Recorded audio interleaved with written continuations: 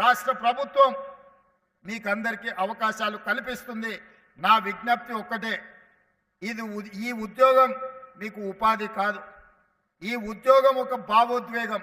ఈ భావోద్వేగం తెలంగాణ రాష్ట్ర శాంతి భద్రతలను కాపాడడమే కాకుండా ప్రభుత్వం యొక్క ప్రతిష్టను పెంచే బాధ్యత మీ మీదనే ఉన్నది. మేమెంత చేసినా మీరు వ్యవహరించే విధానంతోనే ఈ ప్రభుత్వానికి పేరు ప్రతిష్టలు వస్తాయి. మీరు బాధితుల పట్ల గౌరవంగా మర్యాదగా వ్యవహరించాలి. అప్పుడప్పుడు ఫ్రెండ్లీ పోలీసింగ్ అని నేను వింటుంటా. ఫ్రెండ్లీ పోలీసింగ్ అంటే క్రిమినల్స్తో ఫ్రెండ్లీగా ఉండమని కాదు. నేను స్పష్టంగా మా పోలీస్ మిత్రులకు నేను చెప్పదలుచుకున్నాను.